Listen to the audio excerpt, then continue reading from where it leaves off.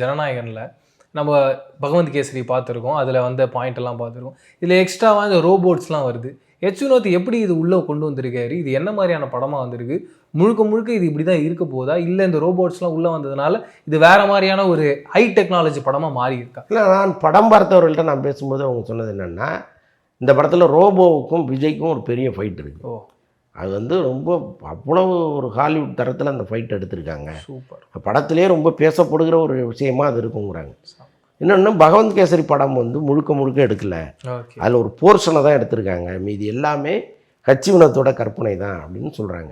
So அதனால் பல பேர் சொன்ன மாதிரி இது பகவத் கேசரி படம் கிடையாது, அதில் கொஞ்சோண்டு எடுத்திருக்காங்க, அவ்வளோதான். அண்டு கடைசியானா இப்போ பராசக்தி ரிலீஸ் ஆயிடுச்சு, ஜனநாயகன் இன்னும் ரிலீஸ் ஆகாமல் இருக்கு. பட் மக்களுடைய கோவம் சிவகார்த்திகேயன் மேலே இருந்துக்கிட்டே இருக்கு.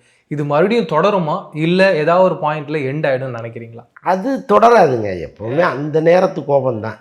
இப்போ நாளைக்கே அமரன் மாதிரி ஒரு படத்தை சிவகார்த்திகேயன் கொடுத்துட்டா எல்லாருக்குமே அந்த படத்தின் மீதும் அப்புறம் சிவகார்த்திகேயனுடைய நடிப்பின் மீதும் கவனம் போயிருமே தவிர இதையே நினச்சிட்டு இருக்க மாட்டாங்க.